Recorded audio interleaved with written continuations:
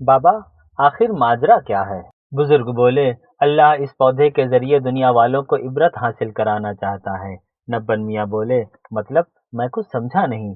بزرگ بولے، مطلب یہ کہ ایک معمولی سا پودا جس پر پوری دنیا پانی ڈالے اور پھر بھی ہرا بھرا نہ ہو، پر اس کا مالک، اس کا رب، اپنی بارش کی ایک بوند بھی اس پر ڈال دے تو وہ ہرا بھرا ہو جاتا ہے، وہ کھل اٹھتا ہے جیسے وہ کبھی مرجھایا ہی نہ ہو، اس کی ساری شاخائیں، پھول، پتیاں سب کھل اٹھتی ہیں۔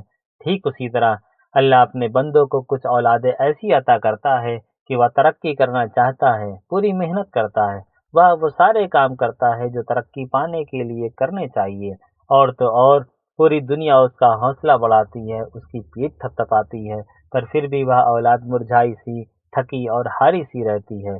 جانتے ہو کیوں؟ نبن میاں بولے، کیوں بابا؟ بزرگ بولے، کیونکہ پوری دنیا اسے آگے بڑھانے کے لیے اس کی پیٹھ تھپ تھپا رہی ہے، پر اس کے احباب نے اس کی پیٹھ کبھی نہیں تھپ تھپائی۔ بزرگ کا اتنا کہنا تھا کہ نبن میاں کی آنکھوں کے سامنے اس پودے کی جگہ اسے اپنی اولاد نظر آنے لگی، اور سوچنے لگا کہ میں نے بچپن سے آج تک کبھی بیٹا کہہ کر نہ پکارا، عید بقرعید کے علاوہ اسے کبھی اپنے سینے سے نہیں لگایا، اسے غلط کام کرنے سے روکا، پر اچھے کام کرنے پر ہم نے کبھی اس کا حوصلہ نہیں بڑھایا، کبھی اس کی پیٹھ نہیں تھپتھپائی۔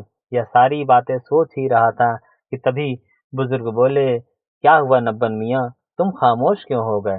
نبن میاں نے جب سر اٹھا کر بزرگ کی طرف دیکھا تو نبن میاں کی آنکھوں میں آنسو بھرے ہوئے تھے۔ نبن میاں بولے، بابا میں سمجھ گیا۔ اتنا کہہ کر نبن میاں بزرگ سے سلام کر کے گھر واپس چل دیے۔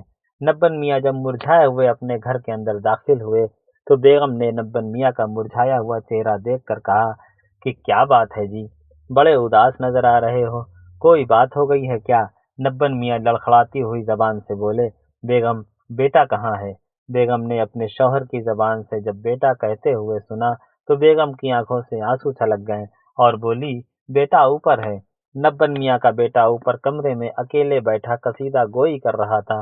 تبھی نبن میاں نے کمرے میں جا کر جیسے ہی زبان سے بیٹا کہا، لڑکا یہ سنتے ہی رونے لگا، اور دیکھا کہ باپ ہاتھ پھیلائے سینے سے لگانے کے لیے کھڑا ہے۔ لڑکا اپنے باپ کے سینے سے لگ جاتا ہے، دونوں خوب روتے ہیں۔ لڑکا قصیدہ گوئی تھا۔ کچھ سالوں بعد اس کی ایک ناول درخت کے نام سے چھپی، اور صرف ایک سال بعد وہ novel best book seller award میں درج ہوئی، اور ایک بڑے منچ پر نبن میاں کے بیٹے کو سمانت کیا گیا۔